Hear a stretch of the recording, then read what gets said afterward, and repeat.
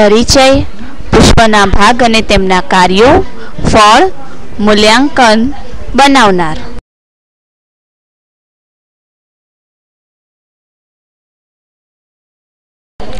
પરિચય. આપણી આસપાસ ઉગતી ઘણી વનસ્પતિને પુષ્પો આવે છે.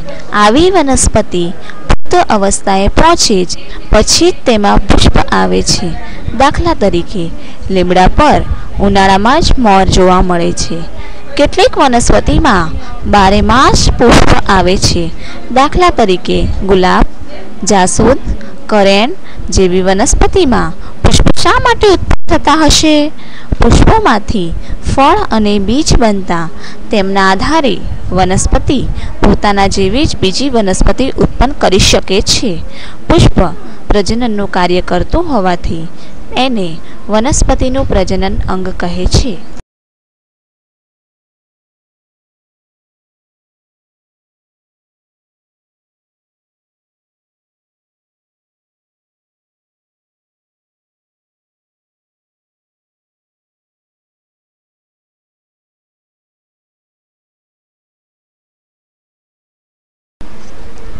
પુષ્પદંડ.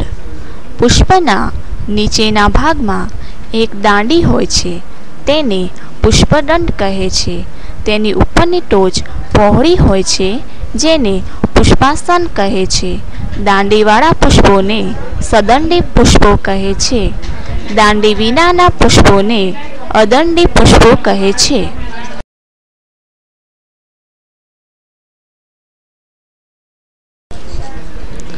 વજ્રચક્ર. પુષ્પની બહાર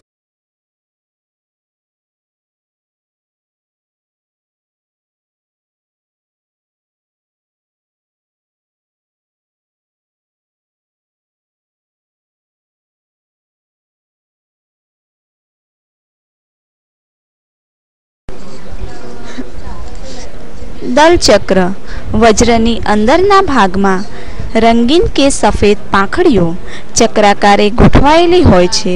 તેને દલચક્ર કહે છે.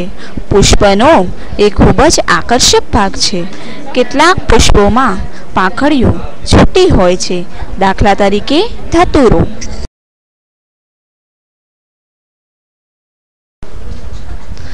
પુકેસર ચક્ર. પુષ્પમાંના ફૂલમણીની અંદર આવેલા પુકેસર ચક્રનું અવલોકન કરો. પુકેસરના દાંડી જેવા ભાગને તંતુ કહે છે. દાંડીની ટોચ પર આવેલા કોથળી જેવા ભાગને પરાગકોષ કહે છે. પુકેસરનો સમૂહ પુકેસર ચક્ર બનાવે છે. પુકેસર પરિપક્વ બનતા પરાગકોષ ફાટે છે અને તેમાંથી નાની રંગીન કે સફેદ રજ નીકળે છે. તેને પરાગરજ કહે છે.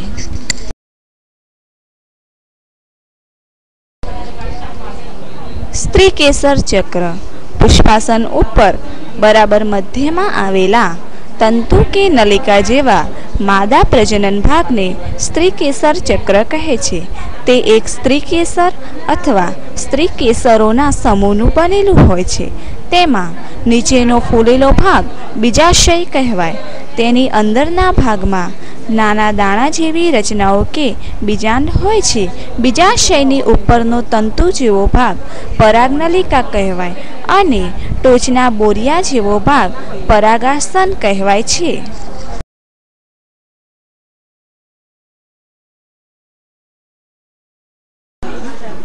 પરાગનયન એટલે પુકેસરના પરાગકોષમાંથી પરાગરજ સ્ત્રીકેસરના પરાગાસન પર પહોંચે છે. આ ક્રિયાને પરાગનયન કહે છે.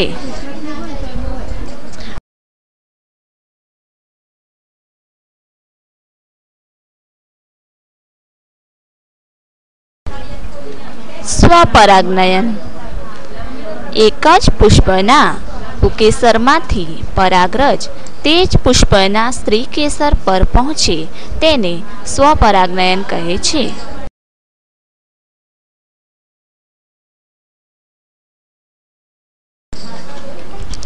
પરપરાગનયન.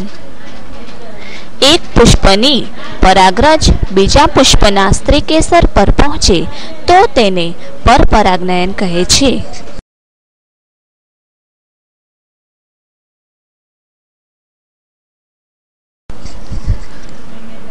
પરાગરજના વાહકો.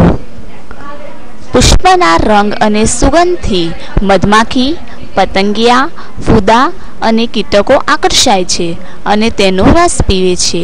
તે તેમનો ખોરાક છે. કીટકો એક પુષ્પ પરથી બીજા પુષ્પ પર જાય તે વખતે તેમના શરીરને પરાગરજ ચોંટી જાય છે. આમ એક પુષ્પની પરાગ બીજા પુષ્પ સુધી જાય છે.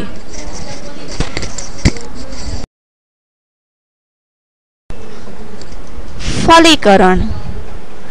પરાગાસન પર એક ચીકણું પ્રવાહી હોય છે જ્યાં પરાગરજ ચોંટી ભીની થાય છે. તેમાંથી નલિકા ઉત્પન્ન થાય છે જે પરાગવાહિનીમાં દાખલ થાય છે. તેમાંથી નર પ્રજનન કોષ ઉતરી અને બીજાણમાં દાખલ થાય છે. તેમાંથી અંડકોષ ઉત્પન્ન થાય છે. આ મિલનને ફલીકરણ કહે છે.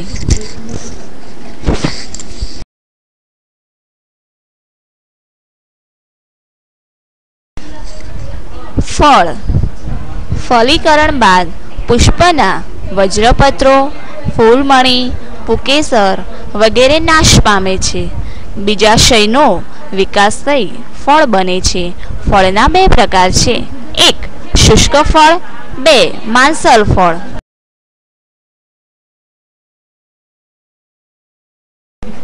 માંસલ ફળ. કેટલાક ફળમાં બીજાશયની દિવાલ માંસલ બને છે તેને માંસલ ફળ કહે છે. દાખલા તરીકે કેરી, રીંગણ, ટામેટા, લીંબુ, નારંગી.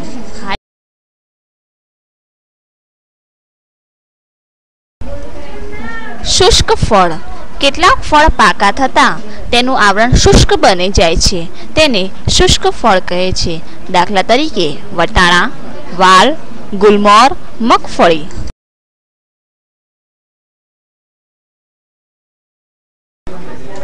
ચાલો હવે મૂલ્યાંકન જોઈએ.